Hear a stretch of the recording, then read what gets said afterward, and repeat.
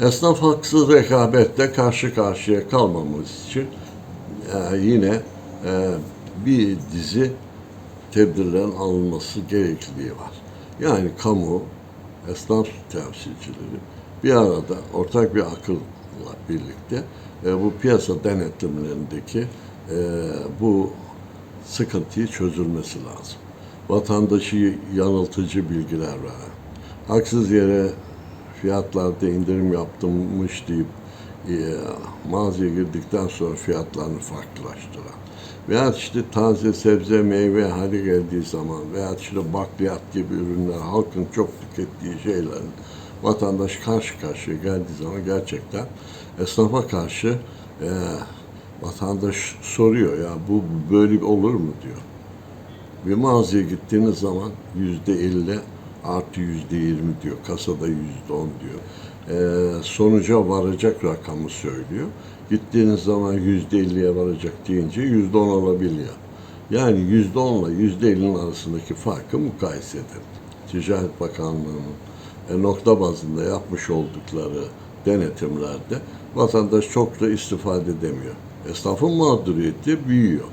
Caddede, sokakta, AVM'nin içindeki sektörler bu denetimlerde en çok rahatsızlık duyulan şey haksız rekabet. Karşılıklı iki mağazada oluyor. Bunların tamamının bu noktada belirli meslek odalarından müsaade alınıp yılın 12 ayında fiyatlarda indirdik, fiyatları yükseltip indirme ile vatandaşın karşı karşıya kaldığı bir ortamda güvenin gittiğini, alışverişlerin gerçekten de düştüğü, insanların mağdur olduğu, keşke yarın alsaydım felsefesiyle ürünlerdeki esnafa vatandaşın da güveni kalmıyor.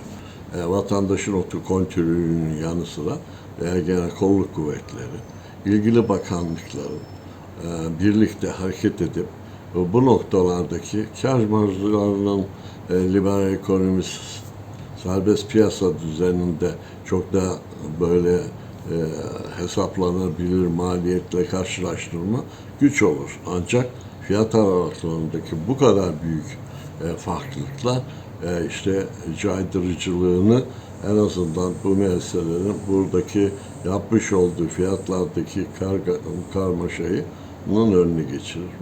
Vatandaş biraz daha rahat eder. Semtinde, caddesinde bildiği yerlerdeki alışverişlerindeki yanılma oranları düşer. Onları götürüp laboratuvarlarda inceleteyim deseniz mümkün değil. Yani alacağınız 100-200 yarım kilo, 1 kilo peyniri eğer böyle bir tahlil ettirmeye çalışırsanız veya işte alacağınız herhangi bir ürünü bu hangi mağaza artık bu ürünlerin etiketlerindeki doğruluğun ancak ticaretin dürüstlüğüyle ortaya koyduğu güvenilir yerlerden alışverişle mümkün olacağını ifade etmek istiyorum.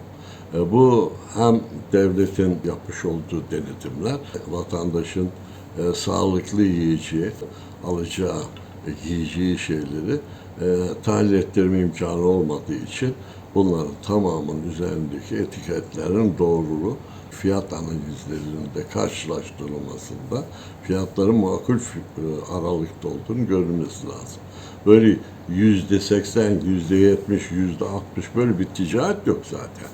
Efendim %50 diyorsun, giriyorsun mağazaya, bir bakıyorsun %20, %15. Yani nerede biz ama yazdık buraya diyor. Çin harfleriyle küçücük böyle. %50'ye varan diyor. O zaman beğendiğiniz şeyi bırakmak zorunda mı kalacaksınız? Ya ticaretteki aranan vasıf söylediğinizde ürün üzerindeki etiketin uyuşması lazım. Bunun için de kamu kurumu, özel sektör, hem de meslek kuruluşları müsaade alınacak belirli aylarda yine fiyatlar fason yapılmadan gerçek ürünler üzerinden görülecek.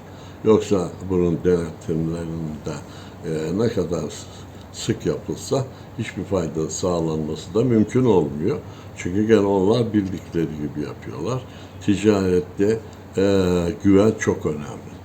Eğer güven olursa gerçekten onu alan da satan da birbirine yapmış oldukları güvenli alışverişse inanın ki bunların hepsi niyet denetlemeye bile gerek kalmaz.